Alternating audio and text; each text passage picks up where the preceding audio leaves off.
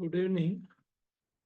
Today we are going to see assignment number 6 of NPTEL. So we have first question. What factors determine the shape and size of a gusset plate? So now if we will go to the material given, so in this they have clearly written the shape and size. So you can see over here. The shape and size of a gusset plate is decided on the basis of direction of members meeting at a joint. And you can see here, we have the direction of the members meeting at a joint. So we have option for this, that is option is B.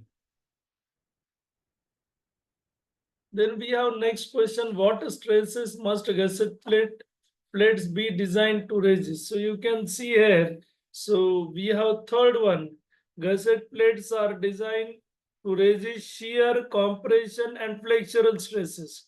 So you can see in this. So we have here, so if we will go to this shear, direct and flexure. So here you can see we have shear, direct and flexural stresses.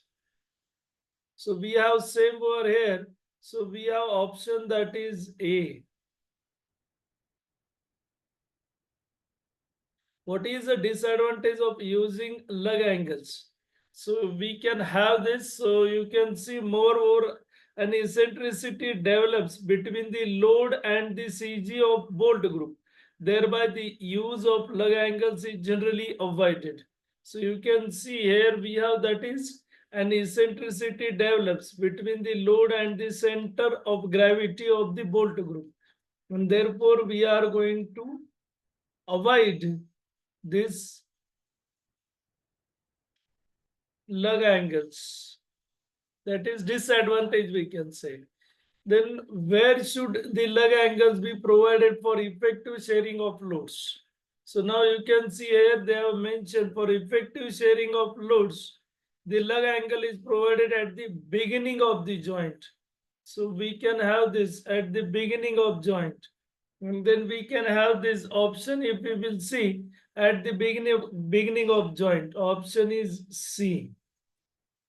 Then we can have next, what is the minimum strength requirement for the attachment of lug angles to the main angles in excess of force of the outstanding leg? And here they have clearly mentioned the attachment shall be capable of developing not less than 40%. So already I mentioned option over there. So that is 40%. So we have 40% you can see in excess of the force in the outstanding angle, and therefore we have option that is D. Then we can have what is the purpose of introducing packing or filler plates in splice connection. So we have design of splice. And second, you can see here when tension members of dissimilar thickness. So this is dissimilar thickness. Then we have to provide packing plate. And then we can have that is option A, you can see. So we have that is option A for question 6. Then we can have question 7. What is the compressive member in a roof truss or bracing called? So you can have this again in second. The compressive member in roof truss or bracing is called strut. So you can see we have option that is option D. Now we will go to the next question that is 8. Which mode of failure occurs due to excessive deflection of the member in its plane of weaker principal axis? So this is clearly mentioned overall flexural buckling. That is failure due to flexural buckling occurs due to, here they have mentioned, excessive deflection of the member. So here clearly mentioned. And then we have that is overall flexural buckling. And then you can see we have that is option B. So we have this will be option B. And then one question we will see in this again. What causes the failure of an intermediate compression member? So you can see this intermediate compression member and failure will occur. You can see this failure will occur due to the combined effect of crushing and buckling.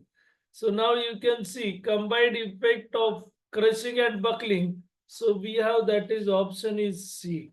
So likewise, we have to solve the questions that is related with NPTEL assignment number 6. Now we will stop here only. Remaining question we will see in the next video. Thank you.